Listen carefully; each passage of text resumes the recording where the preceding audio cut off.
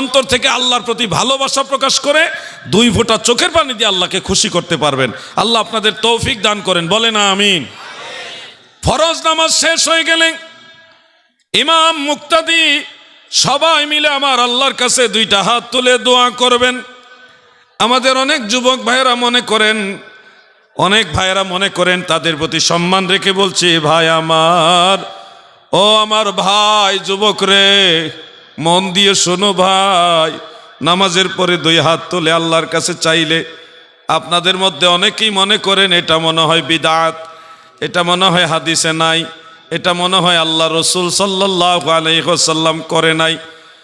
এই যে চিন্তাটা, এক দৃষ্টিতে চিন্তাটা অনেক ভালো, যে এই যুবকরা চিন্তা করতেছে আমরা কোনো বিদআত করব না, আমরা নবীজির হাদিসের বাইরে যাব না। এই চিন্তাটা কিন্তু নিঃসন্দেহে ভালো। আমরা নবীর হাদিসের, সহি হাদিসের বাইরে যাব না, চিন্তাটা ভালো, অনেক ভালো। তবে ভাই আমার, বিদআত করবে না, হাদিসের বাইরে চলবে না, সত্য সঠিক তোমাদের সাধুবাদ জানাই। আজকে জেনে রাখো না, 5 ওয়াক্ত নামাজের পরে, ফরজ নামাজের পরে আপনার আমার নবী, কুল কায়নাতের নবী, রহমতের নবী 2 হাত মোবারক তুলে দোয়া করেছে। আমি 2-1টা হাদিস বলবো, 2টা বা একটা বা 2টা হাদিস বলি, নোট করে রাখবেন, খুব মনোযোগ দিয়ে শুনবেন। আমি আপনাদের জোর করে প্রেশার দিয়ে, চাপ দিয়ে কোনো কিছু করাতে পারবো না। তবে আপনারা যদি সত্য সঠিক জিনিসটা বুঝেন, তাহলে আপনারাই আমাকে চাপ দিয়ে বলবেন হুজুর এটা করেন।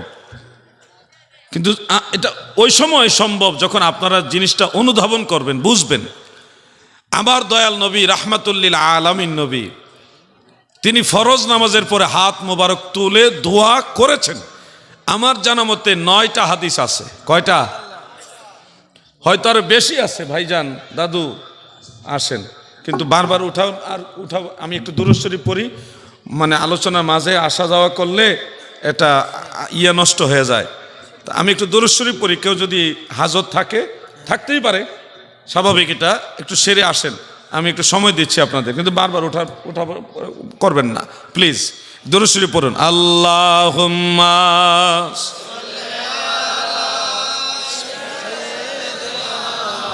মাওলানা মুহাম্মদ ওয়া আলা আলিহি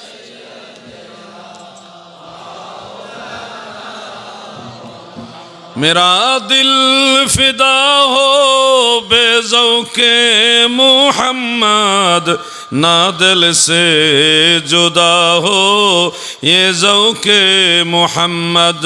अल्लाहुम्मा सल्ले मरहबा, माशाअल्लाह, मुहम्मद व अला आली। সুন্দর দুরূদ শরীফের আওয়াজ, মাশাআল্লাহ। প্রিয় ভাইয়েরা আমার, ফরজ নামাজের পরে আল্লাহর নবী রাসূল আকরাম সাল্লাল্লাহু আলাইহি ওয়াসাল্লাম হাত মুবারক তুলে, 2 হাত মুবারক তুলে দোয়া করেছেন মর্মে আমি গুনাহগারের জানা মতে 9টি হাদিস শরীফ রয়েছে। এর মধ্যে একটা হাদিস শরীফ আপনাদের পড়ে শোনাই, নোট করে রাখবেন। তফসিরে তাবারি শরীফ আজ থেকে 1100 বছরের আগের কিতাব, সেখান থেকে একটা হাদিস। আরেকটা হাদিস হলো তফসির ইবনে আবি হাতেম, এটাও 1100 বছরের আগের কিতাব। এই 2 কিতাব থেকে 2টা হাদিস হাফেজ ইবনে কাসির রহমাতুল্লাহ আলাইহি তিনার তফসির ইবনে কাসিরের মধ্যে সূরা নিসা এর 97 থেকে 100, 97, 98, 99, 100 4টা আয়াতের তফসির একসাথে করতে গিয়ে 2টা হাদিস তিনি উল্লেখ করেছেন। একটা হাদিস আমি আপনাদের পরে শোনাচ্ছি এইভাবে। আন আবি হুরায়রা রাদিয়াল্লাহু তাআলা আনহু قال كان رسول الله صلى الله عليه وسلم رفع يديه بعدما سلم وهو مستقبل القبلة إلى آخر الحديث। বলেন সুবহানাল্লাহ। বিখ্যাত হাদিস, সবচেয়ে বেশি হাদিস বর্ণনাকারী সাহাবী হযরত আবু হুরায়রা রাদিয়াল্লাহু তাআলা আনহু থেকে বর্ণিত। তিনি বলেন, আমার দয়াল নবীজি নামাজের সালাম ফিরাইবার পরে কেবলামুখী হয়ে দুই হাত মুবারক তুলে দোয়া করেছে। হযরতে আনাস ইবনে মালিক রাদিয়াল্লাহু তাআলা আনহু থেকেও এই মর্মে আরেকটা হাদিস রয়েছে। আল্লাহর নবীর এই হাদিসগুলো আমার জানা মতে 9টা হাদিস। তাবারানির মুআজামুল কবিরের মধ্যে আরেকটা সহিহ হাদিস রয়েছে।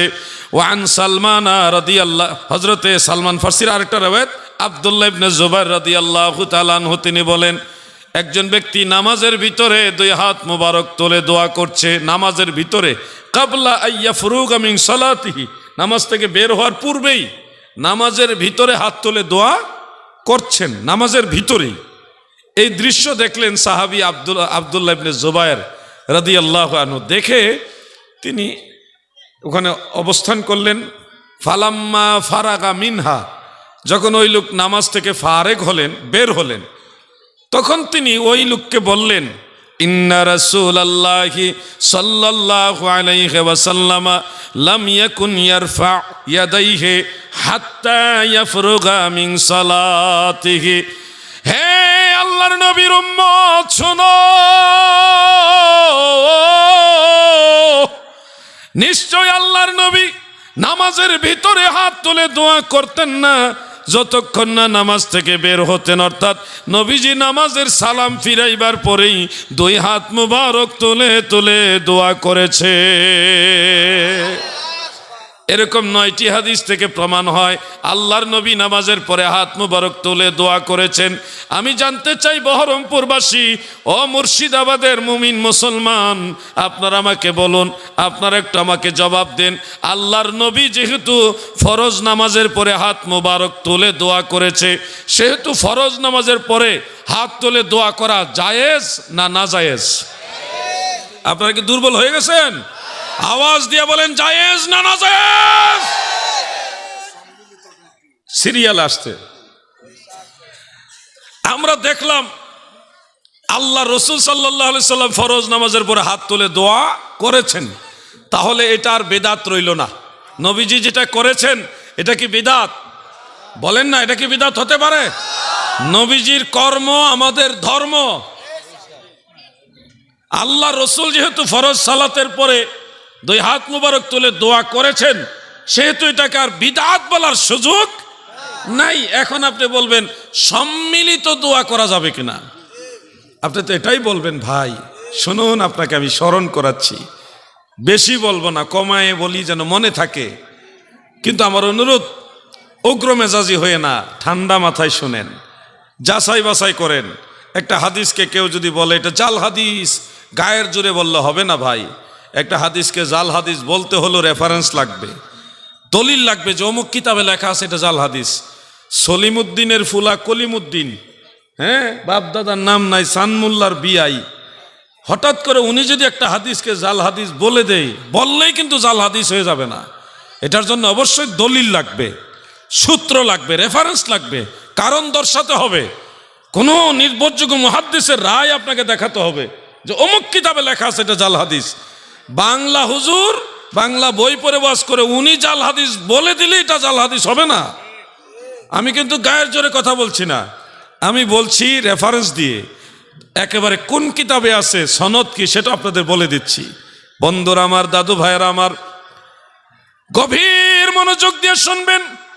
ফরজ সালাতের পরে সম্মিলিত মুনাজাত এটা কোত্থেকে আসলো গো, এটাও আপনাদের জানা দরকার। শুনুন আমার ভাইয়েরা, হাফিজুল হাদিস ইমাম আবু জাফর ইবনু জারির আত-তাবারি রহমাতুল্লাহ আলাইহি, যিনি 310 হিজরিতে ইন্তেকাল করেছেন, তিনার লেখা একটা কিতাব আছে, কিতাবটার নাম তারিখে তাবারি। তারিখে তাবারি, সেই কিতাবের মধ্যে সনদ সহকারে হাদিস উল্লেখ রয়েছে। হাদিসের সনদ নিয়ে আমানতদারির সাথে আসমা ও রিজালের আলোকে পুঙ্খানুপুঙ্খ বিশ্লেষণ করে করে আমি দেখেছি এই হাদিসটা জাল হাদিস নয়, এটা আল হাদিস। মারহাবা বলেন। কোনো মিথ্যাবাদী রাবি এই সনদের মধ্যে নাই, কাজ্জাব রাবি নাই, তবে মজহুল রাবি রয়েছে, কিন্তু এই হাদিসটা কোনো মতে জাল হাদিস না। বন্ধুরা আমার, দাদু ভাইরা আমার, হাদিসটা হলো আল্লাহর নবীর আদরের সাহাবী হযরতে আলা ইবনু হাদরামি রাদিয়াল্লাহু আনহু। সাহাবীর নামটা কি? আলা ইবনু হাদরামি, আলা ইবনু হাদরামি রসুলের সাহাবী। তিনি একদল সাহাবী এবং তাবিঈদেরকে নিয়ে এক অভিযানের মধ্যে এক যুদ্ধে যাচ্ছিলেন। যাইতে যাইতে একটা অঞ্চলে গেলেন, মরুভূমি এলাকা। ওইখানে যাওয়ার পরে সন্ধ্যা হয়ে গেল, সূর্য ডুবে গেল, অন্ধকার হয়ে যাচ্ছে। যেই কারণে তিনি ওইখানে সাহাবীদের নিয়ে, তাবিঈদেরকে নিয়ে তাঁবু গাড়লেন, মানে কাফেলা স্থগিত করলেন, রাত্রের জন্য বিশ্রাম করবেন। বিশ্রাম করতে গিয়ে রাতের এক অংশে হঠাৎ তাকায় দেখে ওনাদের যে বাহনের উট, ঘোড়া, গাধা, নিজেদের খাদ্য সামগ্রী, অস্ত্র শস্ত্র সহ যা কিছু ছিল সব কিছু উট, ঘোড়া, গাধা যার যার পিঠের উপরে বহন করে এগুলি ওখান থেকে কোথায় যেন চলে গেছে। একটা ঘোড়াও, একটা উট এবং একটা গাধাও সেখানে আর অবশিষ্ট রইল না, সব কিছু চলে গেছে। যেদিকে খুশি এগুলি চলে গেছে। সাহাবীরা ওখানে হঠাৎ বিরাট টেনশনে পড়ে গেলেন। খাবারের জিনিসগুলিও নাই, অস্ত্র শস্ত্র নাই, পরনের কাপড় আর তাঁবু ছাড়া তাদের কাছে আর কিছুই নাই। কিছুক্ষণ খোঁজাখুঁজি করলেন, রাতের বেলায় আর কতটুকুই খোঁজা যায় অন্ধকারের মাঝে। খুঁজতে খুঁজতে ফজরের ওয়াক্ত হয়ে গেল। সাহাবীরা বলে, আসো আমরা আগে সালাত আদায় করি। সমস্ত সাহাবী এবং তাবিঈরা আজান একত্রিত হয়ে আজান দিলেন, একামত সমেত তিনারা ফজরের নামাজ আদায় করলেন। ইমামতি করেছিলেন আল্লাহর রসুলের সাহাবী হযরতে আলা ইবনু হাদরামি রাদিয়াল্লাহু তাআলা আনহু। ইমামতি করে নামাজ যখন শেষ করলেন, ফজরের ফরজ নামাজের সালাম ফিরাইবার পরে আলা ইবনু হাদরামি দয়াল নবীর সাহাবী, তিনি দুই হাত রাফা ইয়াদাইহি ইয়াদউ ওয়া রাফা'আন নাসু আইদিয়াহুম মা'হু। আমার নবীজির সাহাবী দুই হাত উঁচা করলেন, দোয়া করা শুরু করলেন। এমনকি ওই মজলিসে যত সাহাবী এবং তাবিঈ ছিল সবাই উনার সাথে হাত তুলে দিলেন, সম্মিলিতভাবে দোয়া করা শুরু করলেন। এত লম্বা সময় দোয়া করেছে গো, হাদিসের মধ্যে উল্লেখ, এমনকি সূর্য উদয় হয়ে গেল, মানে দিন হয়ে গেল। দোয়া যখন শেষ করলেন, শেষ করার পরে তাকায় দেখে আমার আল্লাহ দয়া করে তার কুদরতের মাধ্যমে সব উট, ঘোড়া, গাধা, সব বাহন, অস্ত্র শস্ত্র, খাদ্য সামগ্রী সহ সবগুলি আবার তাদেরকে ওই তাঁবুর কাছে ফিরাইয়া দিছে। সুবহানাল্লাহ। সাহাবারা আনন্দিত হয়ে গেলেন। ওই যে ফরজ নামাজের পরে দোয়া করলে কবুল হয়, এই জন্য ওনারা গুরুত্ব দিয়ে দোয়া করা শুরু করলেন এবং দোয়া শেষ করার পরেই আল্লাহ পাক দোয়া কবুল করেছেন। এই জন্য সব উট, ঘোড়া, গাধা আবার ফিরাই দিলেন। এগুলি পেয়ে তিনারা আবার ভালোভাবে বাঁধলেন। পরক্ষণে তাকায় দেখে মরুভূমি তো সামান্য একটু দূরে একটা জলাশয়ের মতো কিছু দেখা যাচ্ছে। একটু সামনে গিয়ে দেখে ওখানে পানি আছে, জলাশয়। মরুভূমির মাঝে আল্লাহ সাহাবীদের জন্য পানির ব্যবস্থা করে দিলেন। সুবহানাল্লাহ বলেন।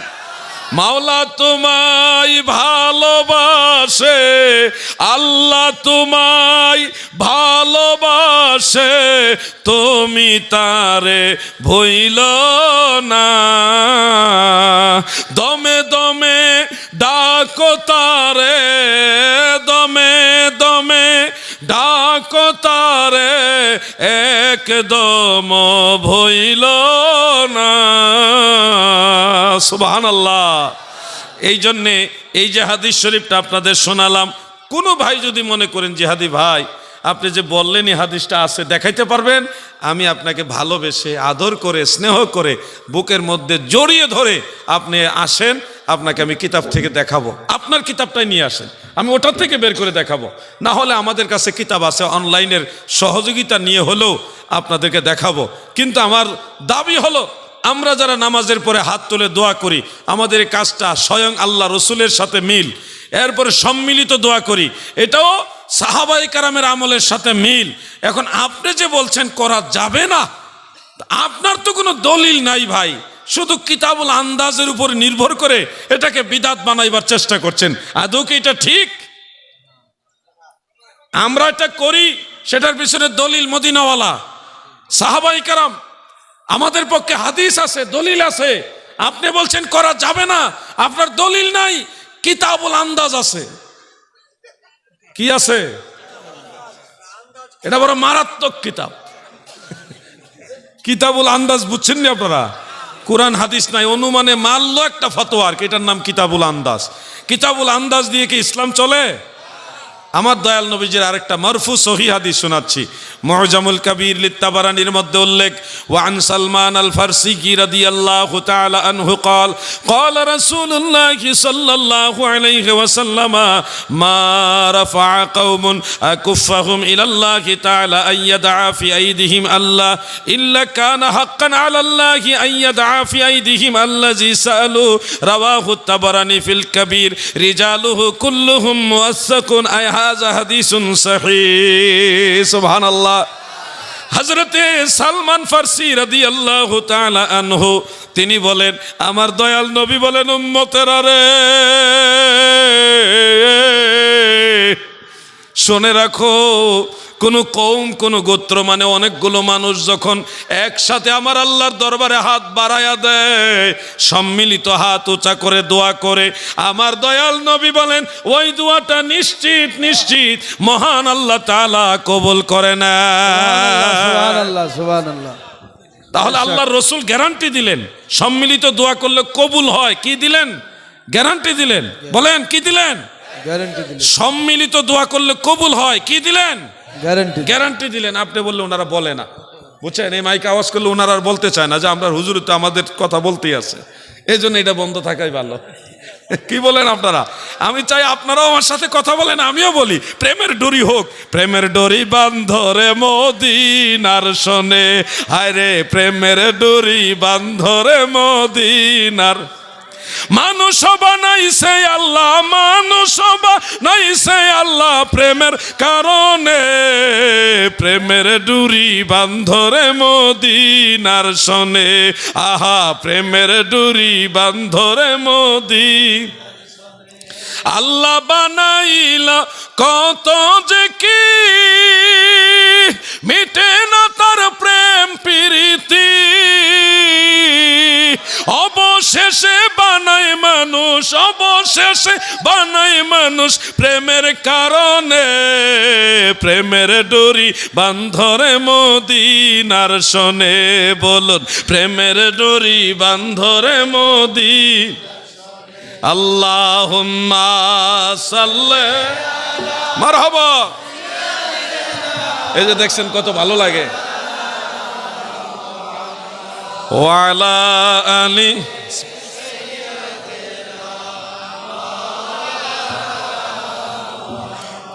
আমার দাদু ভাইয়েরা গো, আমি আরেকটা হাদিস শরীফ শোনাবো, তারপর একটা প্রশ্ন করব আপনাদেরকে।